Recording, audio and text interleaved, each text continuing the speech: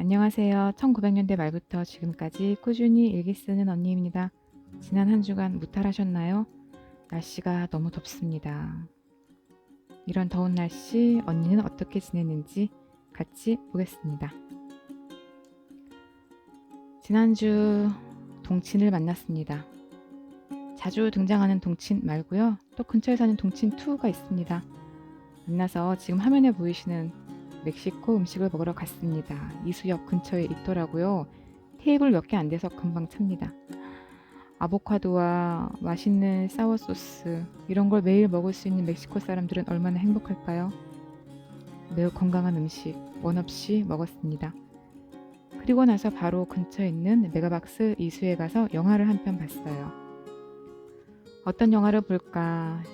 밀수와 더 문이 경합을 벌였는데 저는 더 문을 보기로 했습니다. 2013년에 봤던 그래비티의 느낌이 굉장히 좋았었거든요. 2013년 11월 2일 날 영화를 봤더라고요. 일기장을 찾아봤습니다. 이렇게 써놨어요. 우주에 홀로 남겨진 여자가 살기 위해 온 힘을 다한다. 이 영화는 삶에 관한 영화다. 산드라 블록이 여주인공이죠. 혼자 우주에 고립돼서 막막함, 좌절감, 죽음에 대한 공포, 삶에 대한 신락 같은 애착 이런 것을 연기를 했어요. 이렇게 써놨고 김영민 교수 책 지난주에 읽어드렸던 인생의 허물을 어떻게 할 것인가에도 이 그래비티에 대한 통찰력 있는 글이 있어요. 나중에 다시 한번 볼 생각입니다. 왜냐하면 제가 그때 영화를 보면서 느꼈던 이 막막함, 도대체 이게 무슨 기분이지 이런 거를 그분도 비슷하게 느끼셨는지 굉장히 잘 써 놓으셨더라고요. 네, 다시 읽어봐야겠습니다. 그런데 이 영화에 대한 평은 좀 안 좋은 편이기도 해요. 그런데 영화가 제가 재밌으면 장땡 아닙니까? 저는 2시간 내내 너무너무 재밌게 봤고요. 얼마 전 수업 시간에 우주복에 대한 공부를 했거든요. 그 우주복에 대한 세부적인 내용들 확인하면서 영화를 봤고 또 헐리우드의 CG 기술의 80%까지 올라갔다고 하니까 볼만합니다. 그리고 지난주, 지지난주 우리나라에 정말 묻지마 살인사건이 계속 일어나고 있잖아요. 그리고 고등학교 교사 살인사건 이런 기사를 보다 보니까 까미의 이방인이라는 소설이 생각이 났어요. 거기에 되게 유명한 말이 있습니다. 이 까미의 주인공은 메르소라는 청년이에요. 이 청년이 사람을 죽입니다. 총으로 쏴서. 그래서 법정으로 가요. 왜 사람을 죽였냐고 물어보는데 이 친구가 이렇게 대답을 합니다. 태양이 눈부셔서 그랬다. 태양이 눈부셔서 살인을 한 거죠. 요즘 같은 폭염에 그럴 수도 있겠다라는 생각이 들었습니다. 책에는 이런 문장이 있어요. 바다는 무겁고 뜨거운 바람을 실어왔다.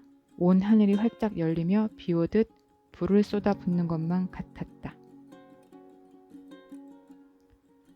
하늘에서 비 오듯 불을 쏟아붓는 것만 같았다. 요즘 날씨와 딱이지 않습니까?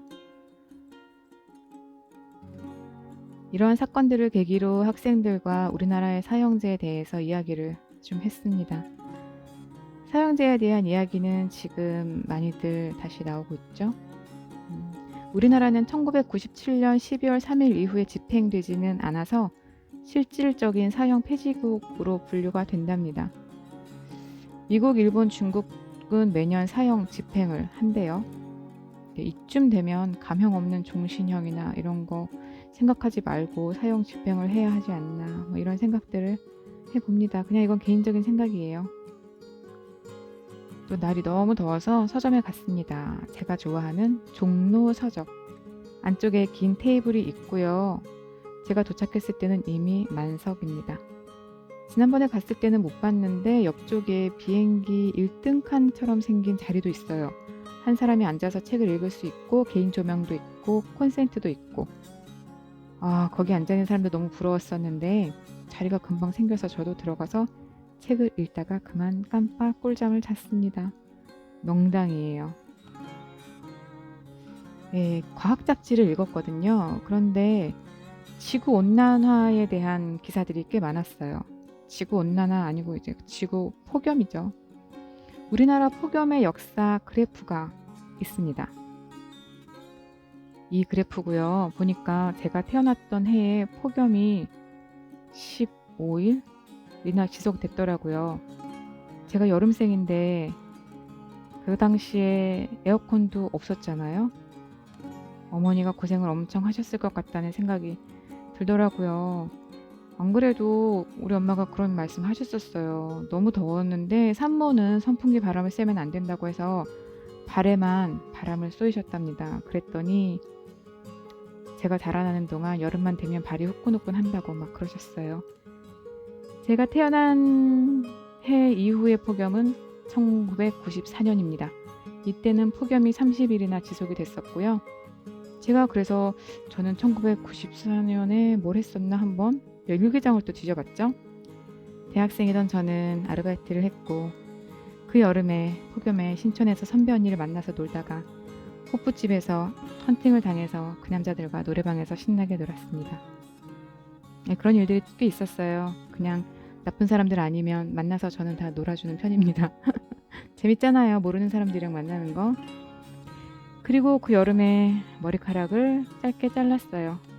그래 놓고는 너무 더워서 머리를 묶으려고 보니까 이상한 거죠. 그래서 꼬랑지 가발을 또 샀습니다. 기억이 나네요. 일기도 못 쓸 정도로 더운 날들이 계속됐지만 사람들을 만나서 노는 거를 안 하지는 않았어요. 그리고 그해 여름에 한총련 소속 학생들이 몇 명 잡혀갔다는데 가깝게 지내던 후배 이름이 있어서 또 깜짝 놀라고 우리 선배들은 괜찮나 신경 쓰이고 뭐 이랬던 일들이 1994년의 일기장에 적혀 있습니다. 1994년 이후의 폭염은 2018년. 얼마 안 됐으니까 여러분들도 2018년 여름에 어땠는지 기억들 하시겠죠? 이제 이런 폭염은 계속될 것 같습니다. 북극에 있는 얼음들도 많이 녹고 있으니까요. 저는 이렇게 폭염 속에서도 여러 가지 생각들을 하고 또 더위를 피해서 서점에도 가고 사람들도 만나고 맛있는 것도 먹고 지내고 있습니다. 그렇지만 마음 한켠에서는 또 다시 새로운 삶을 준비해야 되는데 이런 부담감도 없지는 않습니다. 먹고 살아야 하니까요. 그래서 어떻게 해야 되나 고민입니다. 하지만 인생은 또 기대하지 않던 곳에서 좋은 일이 생기곤 하니까 또 그런 면에서 기대해 봅니다. 태풍이 올라온다고 하는데 어떻게 될지 모르겠네요. 일주일 한 주간 또 무탈하시고 샬롬하시고 저는 오늘도 일기를 쓰러 갈 거고요. 우리는 다음 주에 만나요.